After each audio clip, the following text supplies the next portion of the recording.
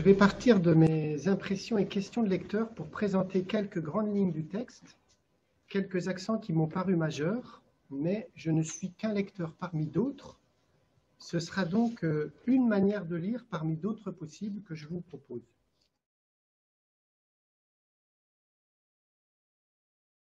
Ma première réaction quand j'ai reçu le texte, ça a été le mot de fraternité, et je me suis dit vraiment du neuf. J'étais surpris en fait que ça parle de fraternité, parce que finalement c'est un mot qui est fatigué et usé. Et j'ai trouvé que le pape est lui-même sensible au terme, et plusieurs fois dans son texte, il fait référence à des mots. Par exemple, je vous ai mis trois citations en 14, 110 et 116, où il parle de termes comme démocratie, liberté, justice, unité. Et à propos de ces termes-là, il dit ils ont été dénaturés et déformés. À propos des termes liberté, démocratie ou fraternité, ils se vident de leur sens. Et puis la solidarité est un mot qui ne me plaît pas toujours, en fait. Et ça m'a beaucoup frappé. J'ai senti qu'en fait, ce texte-là nous invitait à remettre du sens sur le mot fraternité. Ce mot fraternité, le pape nous le rappelle, nous les Français, c'est écrit pour le monde entier, mais pour nous, ça veut dire quelque chose puisque c'est dans la devise républicaine. Il la cite au numéro 103, où il dit finalement ce mot-là de fraternité, et plus que ce mot, cette réalité, a quelque chose de positif à offrir à la liberté et à l'égalité. Alors si cette réception du texte peut être faite partout, chez nous, sans doute qu'on pourrait la prendre à partir de notre devise républicaine pour se dire, mais ce qu'il dit de la fraternité, combien ça vient enrichir ce qu'on dit de la liberté et de l'égalité. La manière de renouveler le sens de la fraternité, c'est d'associer d'autres mots. Et il y en a un qui revient souvent, c'est amitié. Ce qui m'a frappé, c'est que non seulement il associe fraternité et amitié, pour parler de fraternité, il faut associer amitié, mais surtout il les qualifie, l'une et l'autre. Donc il y a un adjectif qui est universel pour fraternité et il y a un adjectif qui est social pour amitié. Et puis au numéro 94, il va essayer de préciser ce que ça veut dire chacun des adjectifs. Quand il dit universel, il faut sans doute comprendre une fraternité ouverte à tous. Et tout l'enjeu de l'encyclique, c'est savoir c'est qui ce tous en fait. Et puis, une amitié sociale inclusive, et on voit tout de suite un thème très fort, c'est-à-dire que ça doit n'oublier personne, ça doit n'exclure personne. Pourquoi il insiste tant sur ces deux mots avec ces adjectifs? Il le dit à au moins deux endroits, c'est parce qu'il parle du contexte dans lequel on vit, me semble-t-il, hein, et voilà comment il les caractérise. Plus que jamais, nous nous trouvons seuls dans ce monde de masse qui fait prévaloir les intérêts individuels et affaiblit la dimension communautaire de l'existence. Le fond de sa réflexion, c'est ça, l'affaiblissement de la dimension communautaire de l'existence. Une autre manière de le dire, c'est au numéro 87, vivre, c'est vivre avec d'autres, vivre en lien avec d'autres. Être seul, c'est être en danger de mort en fait. C'est ce que dit d'ailleurs la Genèse.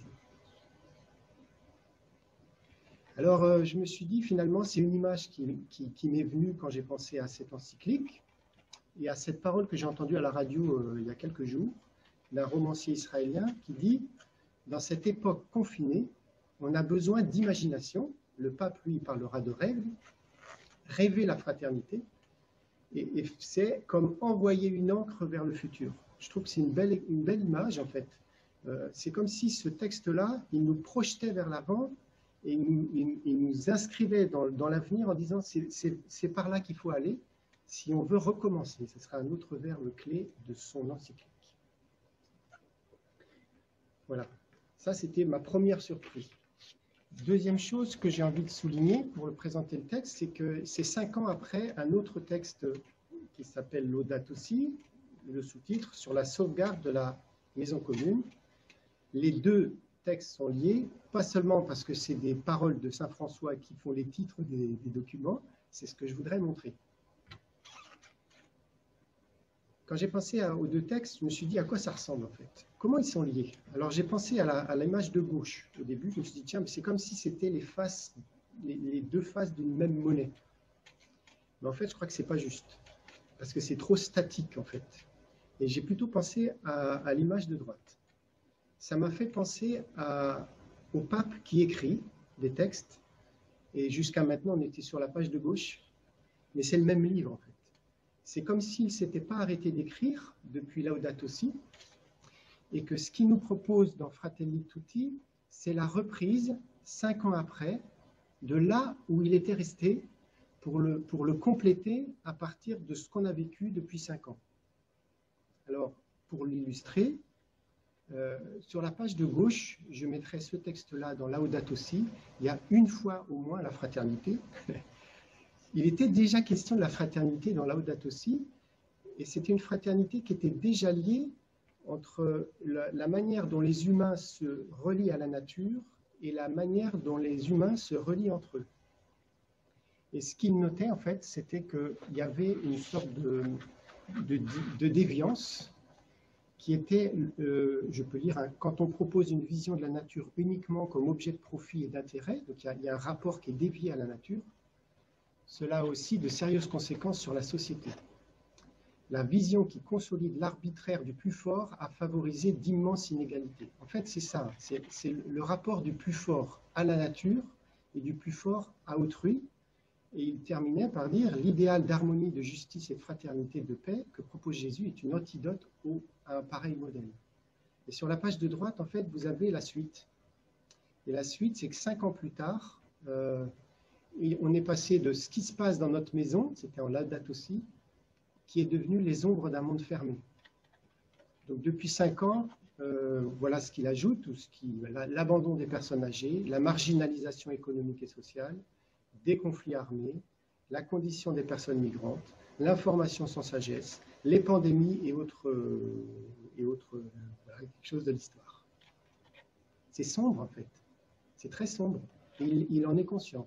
Et donc, à un moment donné, quand on arrive au chapitre 2, je vais vous présenter les chapitres tout à l'heure, il dit ceci.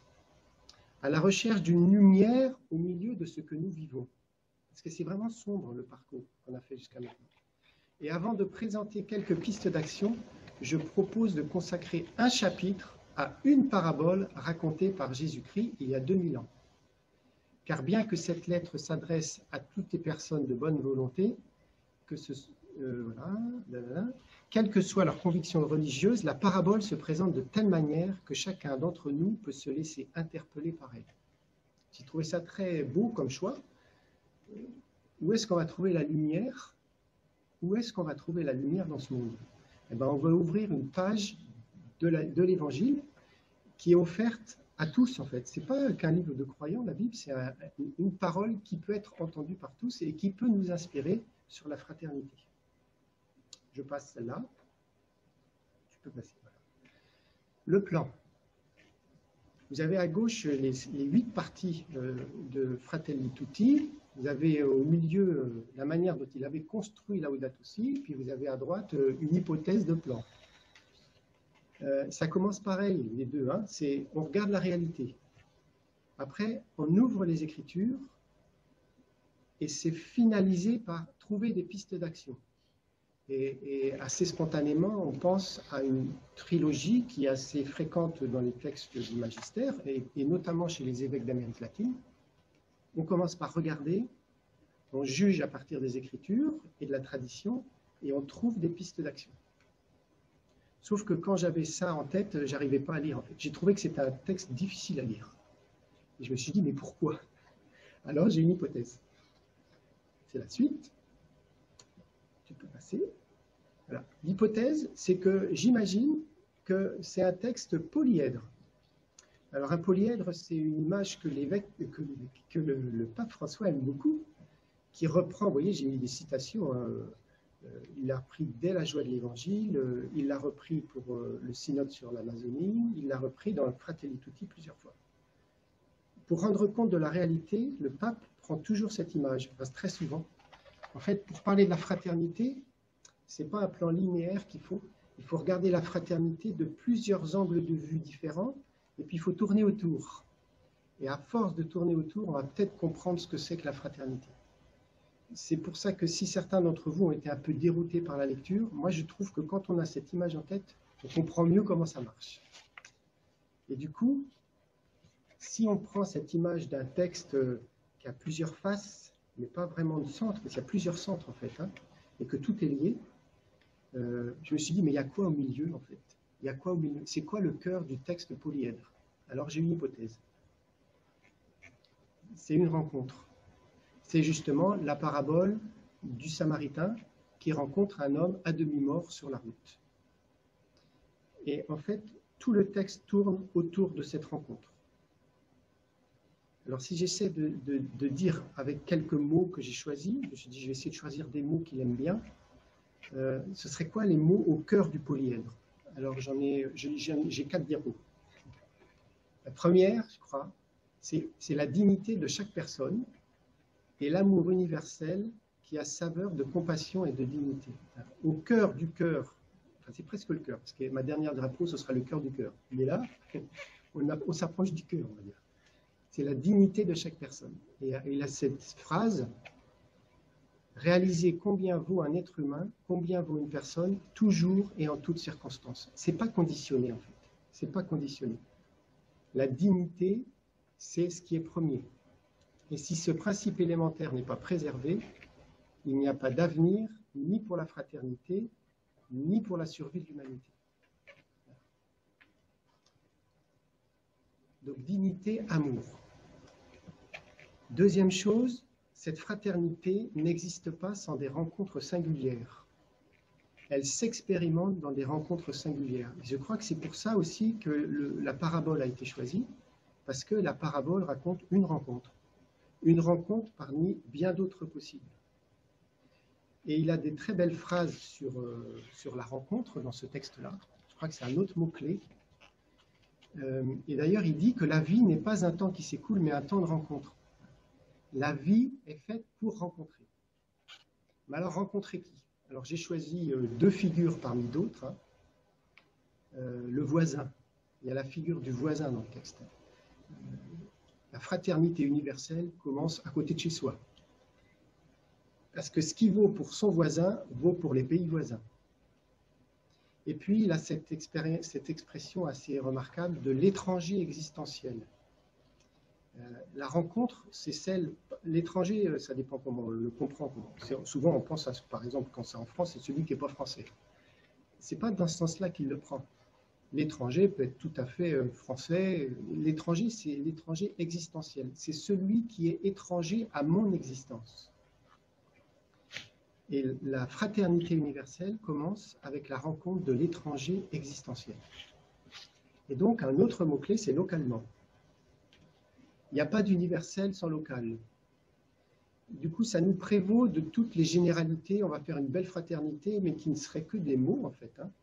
Parce que pour lui, me semble-t-il, la fraternité passe par des rencontres locales du voisin et de celui qui est étranger, ou qui m'est étranger. C'est là que j'expérimenterai la fraternité universelle. Je passe. Troisième mot, clé. Alors vraiment clé, celui-là, comme les autres. Le dialogue. Je me suis dit, ben, qu'est-ce qui se passe dans cette rencontre, en fait?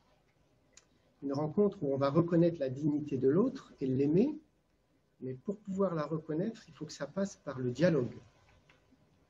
Alors, il a des belles pages, et c'est ça qu'on va vous proposer de partager tout à l'heure. Il y a des belles pages sur qu'est-ce que c'est que dialoguer. Alors, il définit par la négative d'abord. Hein. Le dialogue, ce n'est pas la négociation pour conquérir un pouvoir, ni la juxtaposition de monologues. Peut-être la dernière citation. Le dialogue social authentique suppose la capacité de respecter le point de vue de l'autre en acceptant la possibilité qu'il contienne quelques convictions ou intérêts légitimes. Moi, j'entends le jésuite, en fait. Parce que Saint Ignace, il dit ça beaucoup. Il dit, quand on dialogue avec quelqu'un, il faut sauver la proposition de l'autre. Chercher ce qu'elle contient de convictions ou d'intérêts légitimes. Accepter de l'entendre. Le dialogue. Et puis, une autre expression qui revient beaucoup, c'est à partir de. La fraternité, ça part de quelque part. C'est à partir de. Et on revient sur des choses que je disais tout à l'heure, c'est des choses locales. Et je me suis dit, je crois que je ne suis pas encore au cœur du travail, donc j'ai cherché. Je me suis dit, il y a sans doute un endroit où il dit à partir d'où vraiment la fraternité universelle peut être gagnée et à quelles conditions. Alors je crois que c'est cette citation, mais c'est mon choix. Si parfois les plus pauvres et les exclus réagissent par des actes qui paraissent antisociaux, il est important de comprendre que ces réactions sont très souvent liées à une histoire de mépris et de manque d'inclusion sociale. On retrouve l'idée de l'inclusion. Moi, quand je disais ça, je disais les gilets jaunes chez nous. Comme l'ont enseigné les évêques latino-américains, ce n'est pas que la proximité avec les pauvres qui fait de nous leurs amis. L'option pour les pauvres doit nous conduire à l'amitié avec les pauvres. S'il s'avère nécessaire de recommencer, ce sera toujours à partir des derniers. À partir de quoi? C'est plutôt à partir de qui? Si on veut garantir la fraternité universelle, il faut partir des plus fragiles et de ceux qui vivent la plus grande précarité. J'ai mis 2 diapos pour dire à quoi ça m'a fait penser sur sa manière de vivre à lui, parce que c'est un homme qui écrit, mais c'est aussi un homme qui pose des gestes. Et on comprend ce qu'il écrit dans Laudato Si à partir des gestes qu'il a posés. Là, c'est sur la question des migrants. Il a cette phrase, par exemple, en 84-86, accueillir l'autre comme sa propre chair, comme Jésus qui avait un cœur ouvert, faisant sien les drames des autres. Autre choix très symbolique, il ouvre un jubilé de la miséricorde, il aurait pu le faire à Rome. Il décide que ça va être à Bangui et qu'il va déclarer ça capitale spirituelle du monde. C'est-à-dire qu'il décentre le monde ecclésial pour partir de Bangui. Logique à partir des derniers. Et puis, il y a un autre aspect qui traverse le texte, qui est le dialogue nécessaire, notamment avec l'imam du Caire. Donc là, c'est un geste qui a été très symbolique. Ça faisait suite à des attentats en Égypte contre des Coptes. Donc c'était quand même un geste qui est très prophétique de faire ça. Il se souvient de Saint François. Et il dit à la fin de l'encyclique, ce dialogue, les religions, il me reste 2 minutes, les religions doivent être facteurs justement de dialogue et de fraternité universelle. Et il pose ce geste-là, me semble-t-il, et il l'explique dans Fratelli Tutti. Et la déclaration qu'ils vont faire ce jour-là, il l'intègre dans son encyclique. C'est extraordinaire comme choix. Alors, ça fait grincer des dents de certains, mais c'est très pertinent, me semble-t-il. Je ne vais peut-être pas dire ça, je passe. En fait, c'était les questions qui m'étaient venues quand je voyais ça. Tout ça, me semble-t-il, c'est finalisé par quelque chose par lequel il termine, c'est la paix, en fait. À quoi ça sert de construire cette fraternité universelle et cette amitié sociale? C'est ce qu'il appelle la paix sociale comme artisanat et comme visée ultime. En fait. Est-ce qu'on est capable de vivre ensemble sur la même planète sans la détruire et sans s'entretuer? La résultante de ça, dit-il, c'est construire la fraternité universelle en commençant par son voisin. Je termine par 2 diapos, par son introduction et sa conclusion. Je livre cette encyclique sociale comme une modeste contribution à la réflexion pour que face aux manières diverses et actuelles d'éliminer ou d'ignorer les autres, nous soyons capables de réagir par un nouveau rêve, je parlais d'imagination tout à l'heure, de fraternité et d'amitié sociale qui ne se cantonne pas aux mots. Vous voyez, le danger d'avoir un mot, mais vide de sens. Bien que je l'ai écrite à partir de mes convictions chrétiennes qui me soutiennent et me nourrissent, j'ai essayé de le faire de telle sorte que la réflexion s'ouvre au dialogue avec toutes les personnes de bonne volonté. C'est un texte qui appelle à dialoguer. Je voudrais terminer là-dessus. Parce que c'est un choix d'avoir fait entendre une parabole à quiconque sait lire et voudrait lire, et les chrétiens là-dedans, parce que j'ai entendu une critique plusieurs fois, il dit, bah oui, mais alors, il ne s'adresse pas aux chrétiens. D'abord, les chrétiens, c'est aussi des humains, et puis je pense que les chrétiens peuvent comprendre ce texte de l'intérieur, du cœur qui est nommé à un moment donné dans l'encyclique, qui est ceci. Pour les chrétiens, les paroles de Jésus ont encore une autre dimension transcendante. Elles impliquent qu'il faut reconnaître le Christ lui-même dans chaque frère abandonné ou exclu. En réalité, ça c'est le croyant peut le dire, hein, la foi fonde la reconnaissance de l'autre sur des motivations inouïes, car celui qui croit peut parvenir à reconnaître que Dieu aime chaque être humain d'un amour infini, qui lui confère ainsi une dignité infinie. Voilà. On retrouve les mots-clés de dignité, d'amour, de reconnaissance et de frère abandonné, mais du cœur de la foi.